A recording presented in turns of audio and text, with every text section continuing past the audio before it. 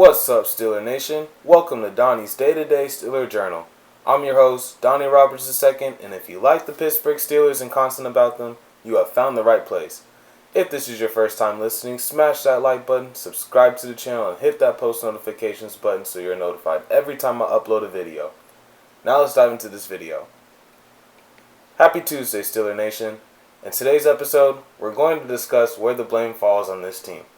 You see, fans like to point the finger to a particular person when things don't go right. So, we're going to do just that. The first finger to point goes to our good friend and quarterback, Mitch Trubisky. The tunnel vision is absolutely insane.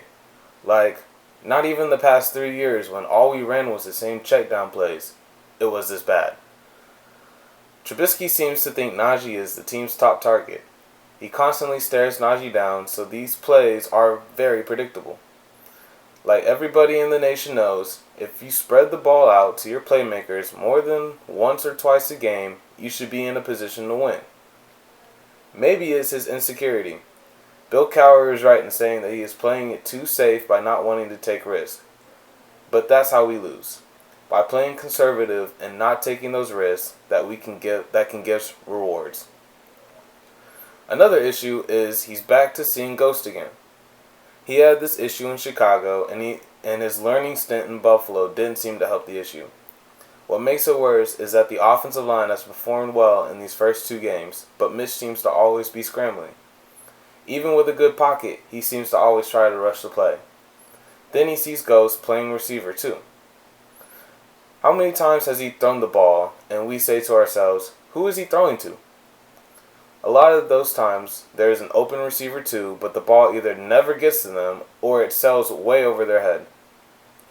Throwing off your back foot doesn't help either. Yes, we could blame the quarterback, but there's another finger to point. Our good friend and offensive coordinator, Matt Canada, would love the attention too. So, Matt, here's that finger. The first thing I want to talk about with Canada is his great play calling. He consistently keeps things simple by running the same 10 or so plays over and over again.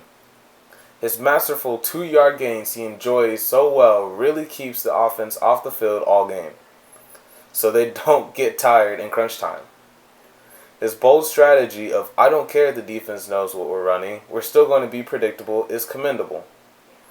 In all seriousness, these are an issue. It shouldn't take couch coaches to realize he's a problem for change to happen. He needs to adjust sometimes if we want to be successful and let your quarterback be able to call audibles. Clearly, what you're calling doesn't work, and maybe a veteran quarterback is able to call more successful plays, just like they did in No Huddle, which was very successful, by the way. But if he won't let his veteran quarterback audible out of plays, at least call good ones. See, his issue is he can't hide from the heat this year. This is his 2nd year. You knew the plays didn't work. But somehow, you're still running them. Matt Canada, you're under pressure this year. Welcome to the hot seat, buddy. And if you want to keep your job, you should be better at it. Some people just aren't built to be in the NFL, and Matt Canada is one of those people. Wait just for a second, Steeler Nation. There's 1 or 2 more people who are getting the pointing finger of blame. Those people, head coach Mike Tomlin and general manager Omar Khan.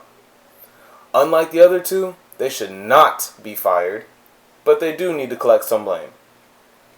It's simple. The first reason for the blame is bringing back Matt Canada. This job is clearly too big for him, and they should have taken notice of it and should not have brought him back. But they did. Probably because the organization is the definition of stability, and they honor the staff's contracts. But that shouldn't be an excuse. Fire him, or we will continue to see the same mess. Another reason to point the blame at them is that they signed Mitch Trubisky in the offseason. Newsflash, guys, he's the same guy from Chicago. We thought we were going to see a new Mitch, but plans don't always go how you intend them to. Now, reports out there are saying that Canada is limiting Mitch in an already simplistic offense, but that doesn't mean you should throw to your check down every play. It's all one big mess that hopefully gets resolved sooner rather than later.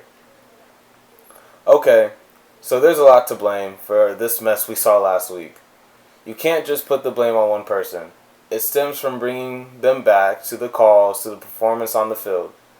Maybe a change of scenery for the quarterback and offensive coordinator will give this team a spark it needs. But until then, we can only hope for a better performance Thursday against the Browns. If you enjoyed the video, don't forget to smash that like button, subscribe to the channel, and hit that post notifications button so you're notified every time I post. That is all from me. Peace.